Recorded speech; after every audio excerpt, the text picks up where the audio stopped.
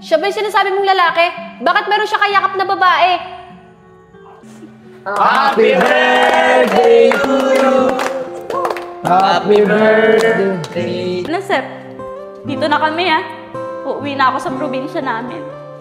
Baka hindi na ako bumalik dito. Salamat sa inyo, ha? Dahil sa inyo, naging masaya ako. Tara na. Juliet, mag-iingat kayo.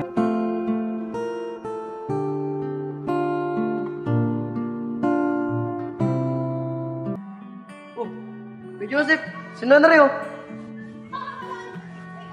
Uy mga tol, nandiyan na pala kayo. Nasa si Juliet? May bibigyan ko regalo sa kanyo. Si Juliet, wala na siya. Umuwi na ng probinsya. At hindi na siya babalik.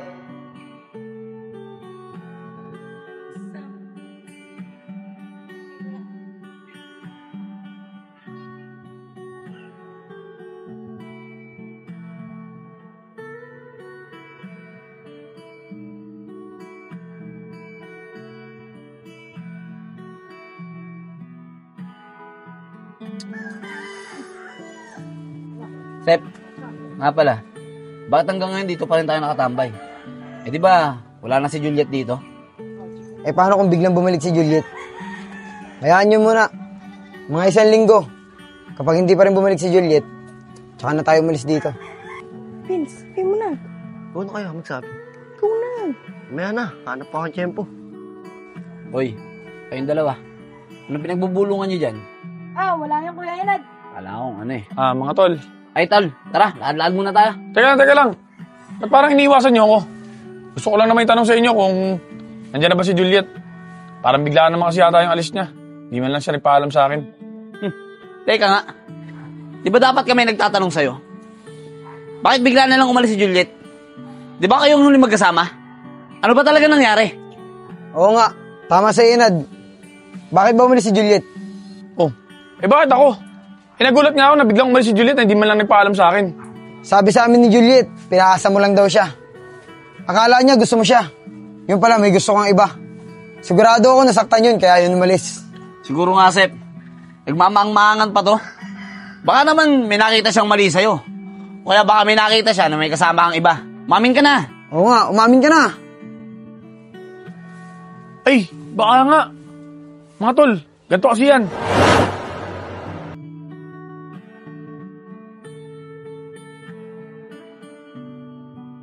Kuya! Kuya! Si Anggito! Oh, Anggi! Ba't nandito ka? Anong ginagawa mo rito? Kuya, may nababalitaan kasi ako sa'yo. Oh, ano na naman yun? Saka paano mo nahanap itong tinitirang ko? Wala, nagtanong-tanong lang ako. Mga iba tayo, kuya. Sino yung babaeng lagi mong nakakasama? Bakit mo tinatanong? Siguro si nanay nagpapunta sa'yo rito, no? Oo, si nanay nagpapunta sa akin dito. Nababalitaan kasi namin na yung babaeng nakakasama mo, nasasangkot sa gulo, baka madamay ka. Anggi, mabait na tao si Juliet. Di siya tulad ng inaakala niyo. Sa totoo nga niyan gusto ko na siya. Mukhang mahal ko na nga yun Kaya sana, huwag niyo naman ako pigilan ni nanay sa nararamdaman ko. Nakakapanibago ka, kuya. Ngayon lang kita nakitang ganyan. Mukhang in love ka talaga sa babaeng yun. Oo, Anggi. In love talaga ako sa kanya. Sige, kuya. Di ko na lang sasabihin kay nanay. Susuportahan na lang kita sa nararamdaman mo. Talaga. Maraming salamat, kapatid. Maraming salamat talaga, kapatid. Tara, pasok na tayo sa loob. Tara, kuya. Yung kapatid kong babae, pumunta kasi sa amin noong nakaraang gabi. Baka yun yung nakita ni Juliet. Yun naman pala Dapat, mapaliwanag mo yan kay Juliet pag nagkita ulit kayo. Para naman, mapaliwanag mo yung side mo. Maling akala lang pala ang lahat. Mahirap yan. Sabi pa naman ni Juliet, baka di na siya bumalik dito. Ayun nga ang problema, tol Sana bumalik si Juliet. Yun ang problema mo ngayon. Pero siya nga pala, tol. Saan napunta mo niyan? Sa trabaho ko, Sep. Pinapatawag kasi ako ng boss ko O paano? Maiwan ko na kayo dyan, ha? Pamalik Sige. pa ako Ingat ka, ingat ka. Sige, mga tol. Salamat.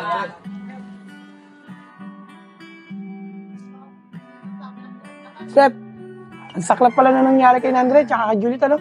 Ang sweet pa naman nila nung nakaraan. Kaya nga kinikilig pa nga kami dalawa sa kanila Wala na tayong magagawa, nangyari na umasa na lang tayo na sana bumalik pa si Juliet. Tama ka dyan, Kuya Joseph. Sana nga bumalik pa si Ate Juliet. Babe, sigurado ka ba sasama ka sa akin sa probinsya? Matagal-tagal akong madidestino doon. Hindi mo makikita mga kaibigan mo. Okay lang yun, babe. Naiintindihan naman ako ng mga kaibigan ko eh. Tsaka gusto ko rin naman talaga sumama sa'yo. Para naman mag-aalaga sa'yo. Maraming salamat, babe ha. Kaya mahal na mahal kita eh. Tara na, babe. Para makapagpaalam na ako sa mga kaibigan ko. Tara, babe. Uy, Sid, saan punta? Ay, sir. Magandang hapon po. Sir, maganda ka mo, sir. Magandang hapon din sa inyo, mga bata. Siya nga pala mga tol, magpapaalam pala muna ako sa inyo. Madidistino kasi yung jowa ko sa probinsya, kaya sasama muna ako sa kanya. Sir, mawalang galang na po. Kakausapin lang po namin tong kaibigan namin. Sid, tara nga dito. Sid, matanong nga kita. Seryoso ka ba talaga dyan? Oo, Nad. Seryoso talaga ako sa kanya. Alam mo, pre, isang araw kala ko nagtitrip ka lang eh. Pero ngayon, kasama mo na naman. At sasama ka pa sa kanya. Sa probinsya pa talaga. Eh, Nad, wala naman akong magagawa eh. Mahal nga ni. Sige nga, Sid. Kung mahal mo, i-kiss mo nga. Kiss lang ba? Walang problema yan. Uy, Sid. Gagawin mo talaga. Bibiro lang ito. Oo naman. Para mapatunayan ko sa inyo na mahal ko talaga si Vanessa. Teka, Sid, nakapumpulis siya, no? Manaysa pa rin pangalan yan? Ay, oo nga pala. Sir Balong pala. Sige na, halikan ko na. Para mapakita ko sa inyo kung gaano ko siya kamahal. Oh, Sid! Babe, kailangan muna kitang halikan para mapakita ko sa kanila kung gaano kita kamahal. Sige, babe. Ikaw bahala.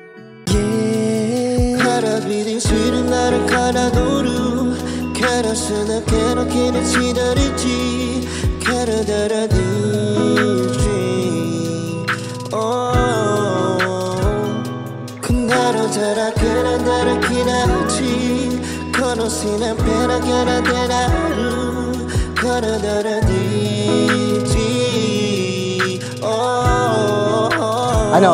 Okay na ba sa inyo yun? Siguro naman, naniniwala na kayo. Sige, Sid! Umalis na kayo! Sumasakit yung tiyan namin sa inyo. Tibay na sigmura mo, sir. Kaya talingat!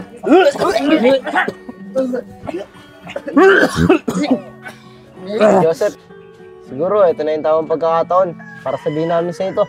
Oh, ano ba yung sasabihin nyo? Kuya Joseph, alis na muna kami na yung sa grupo. Bakit naman? Mag-aaral na kasi kami. Malapit na kasi magpasukan. Kuya Enad, maraming salamat sa pagtanggap sa akin sa grupo mo. Saka masaya din ako na ikaw naging leader ko. Pero Kuya Enad, kailangan ko muna unahin yung pag-aaral ko eh. Sana maintindihan nyo. Kami rin po, Enad. Mag-aaral na rin po kami. Maraming salamat po sa inyo dahil nakasama po namin kayo. Kuya Enad, ako rin po. Magpapaalam na. Mag-aaral na din po ako. Maraming salamat po sa inyong dalawa ni Kuya Joseph Kuya Enad, ako rin po. Papaalam na. Kuya Joseph, maraming salamat din po sa inyo. Ganun ba?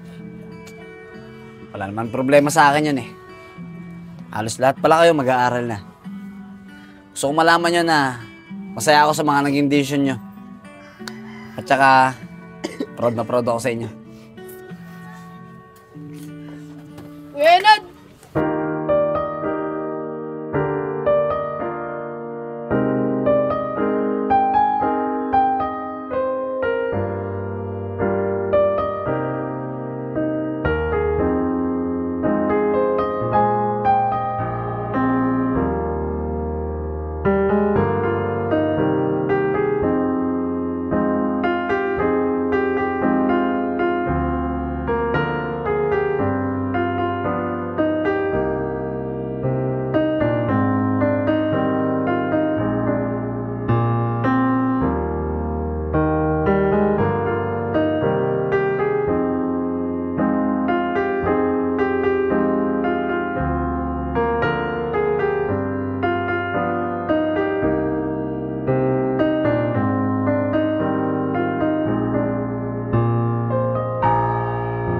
Ako nga pala si Joseph, ang leader ng gang namin.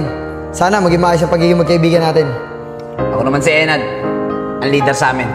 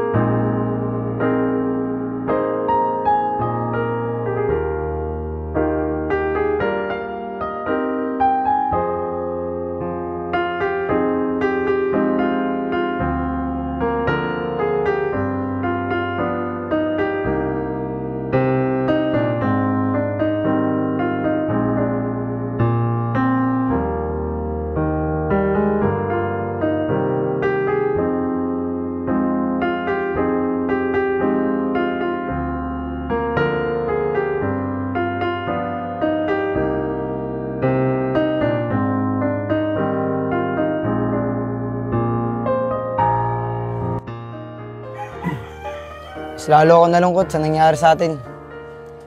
Hindi ko akalain na aabot pala tayo sa punto na magkakahiwa-hiwalay tayo. Kaya nga, Sep eh. Kung sa bagay, may kanya-kanya naman kasi tayong obligasyon sa buhay. Pakunti na lang tayo. Ano plano mo, Sep? Nad, mas mabuti siguro kung maghiwa-hiwalay muna tayo. Mag-focus na muna tayo sa kanya-kanya nating pamilya. Tama ka, Sep. Hindi naman habang buhay, gangster tayo eh. Kaya ito na siguro yung panahon ko para magtrabaho naman. At para makatulong na rin ako sa mga magulang ko. Tama ka nga, Nad.